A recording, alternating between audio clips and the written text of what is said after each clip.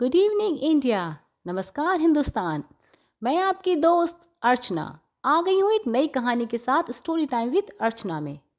तो आज की कहानी बहुत अच्छी होने वाली है, आप सबको बहुत अच्छी लगेगी, बहुत ज़्यादा अच्छी लगेगी।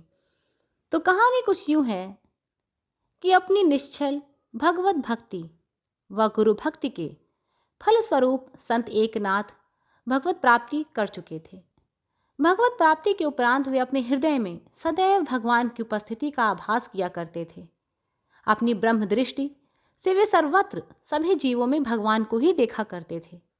उनके लिए ना कोई अपना था, ना कोई पराया, ना कोई शत्रु था, ना कोई मित्र। वे तो समदर्शी थे और सबको समान भाव से ही देखा करते थे। पर दुष्ट प्रवृत्ति के कुछ लोग जो संत एकनाथ की ब्राह्मी भावदशा से सर्वथा अनभिज्ञ थे, वे हमेशा येन केन प्रकारेण उन्हें कष्ट देने को तैयार रहते थे। किसी तरह से संत जी को कष्ट हो, उन्हें इस बात से बड़ी खुशी मिलती थी।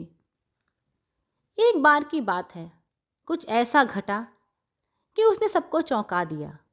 एक बार आधी रात के समय 4 प्रवासी ब्राह्मण उस गांव में आए जहां संत एकनाथ रहते थे और उस गांव में रात्रि विश्राम करने को आश्रय ढूंढ रहे थे। तभी उनकी मुलाकात गांव के कुछ दुष्ट लोगों से हो गई।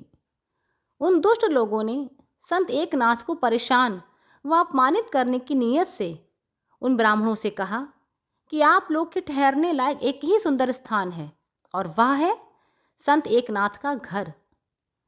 वह सामने जो मकान दिखाई पड़ रहा है ना, उसी में एकनाथ नाम का एक बहुत अमीर दानदाता रहता है। उसके पास ढेर सारी धन दौलत है, हाथी घोड़े हैं, नौकर चाकर हैं। उनका मकान बहुत विशाल है। एकनाथ चाहें तो 4 क्या सैकड़ों लोगों को अपने यहाँ आश्रय और भोजन करा सकते हैं। सुना है उन्हें सिद्धि भी प्राप्त है। आप लोग वहाँ चले जाइए, वो आपका सत्कार बखूबी करेंगे। उन दुष्टों से प्रेरित होकर चारों ब्राह्मणों ने संत एकनाथ का दरवाज़ा खटखटाया। एकनाथ ने स्वभावतः उन ब्राह्मणों को घर के अंदर आने को कहा। फिर एकनाथ जी ने अपनी पत्नी से कहा कि ये ब्राह्मण बहुत दूर से आए हैं और भूखे हैं, कृपया आप इनके लिए रसोई की व्यवस्था कीजिए। उस समय 7 दिनों से लगातार ही मूसलाधार बारिश हो रही थी। बारिश के कारण एकनाथ जी के यहाँ सूखा ईंधन नाम मात्र भी नहीं बचा था। अब रसोई कैसे बने? गीली लकड़ी में रसोई कैसे बनेगी? यह सोचकर एकनाथ जी की पत्नी बड़ी चिंतित हुई। उन्होंने कहा, प्रभु, रसोई कैसे तैयार करूं? ईंधन के लिए लकड़ियां हैं ही नहीं। उधर उन प्रवासी ब्राह्मणों की व्याकुलता से संत एकनाथ जी का चित्त बहुत व्याकुल हो उठा। उन्होंने तत्काल अपनी पत्नी और पुत्र से कहा कि अपना यह मकान भी तो लकड़ी का ही है, एक मंजिल गिराकर लकड़ी इकट्ठा करो। फिर यह सोचकर कि इसमें बहुत देर लग जाएगी और ब्राह्मण भूखे हैं, उन्होंने अपने पलंग की निवाड़ खोल दी और पावा पाटी तोड़कर ईंधन प्रस्तुत किया और पत्नी गिरजाबाई को तुरंत रसोई बनाने को कहा। अतिथि भूखे भी हैं और थके भी हैं। उधर गिरजाबाई रसोई बनाने लगी और संत एकनाथ ने अतिथियों की थकान दूर हो इसके लिए तुरंत पानी गर्म कर उन्हें स्नान करने को दिया, क्योंकि अधिक ठंड में ठंडे पानी से स्नान करने से उन्हें कष्ट होता। ऐसा थे संत एकनाथ। अतिथियों को स्नान करने को गर्म पानी उन्होंने दिया। उसके बाद उन सब की थकान जैसे मानो मिट गई। स्नान के पश्चात वे भोजन को बैठे। गिरजाबाई ने बड़े प्रेम से, ममत्व व वात्सल्य से भरे हृदय से उन ब्राह्मणों को भोजन परोसा और एकनाथ जी ने जली हुई गर्म अंगीठियां ब्राह्मणों के पास रख दीं ताकि उन्हें ठंड महसूस न हो। ब्राह्मणों ने बड़े प्रेम से भोजन ग्रहण किया और बड़े तृप्त हुए।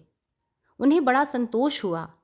रात्रि विश्राम के पश्चात प्रातः एकनाथ जी के यहाँ से प्रस्थान करते समय उन्होंने एकनाथ जी के अतिथि प्रेम के लिए उनकी बहुत सराहना की और कहा कि अतिथियों को तृप्त करने वाला आपका जो स्वभाव है वो धन्य है। और फिर सभी अतिथि वहाँ से विदा लेकर चले गए। धन्य है संत एकनाथ और धन्य है उनका अतिथि प्रेम, उनका अतिथि सत्कार। हमें 4 लोग अच्छा कहें, हमारा नाम हो, हमारा यश हो, इस बात के लिए तो सभी अतिथि सत्कार करते हैं, परंतु संत एकनाथ जी अतिथि सत्कार अपना स्वधर्म जानकर निष्काम बुद्धि से, देव भाव से, ब्रह्म भाव से करते थे।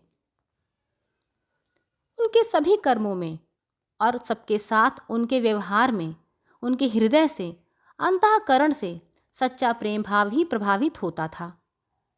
वे तो आत्मवद सर्वभूतेषु के सिद्धांतानुसार ही जगत व्यवहार करते थे।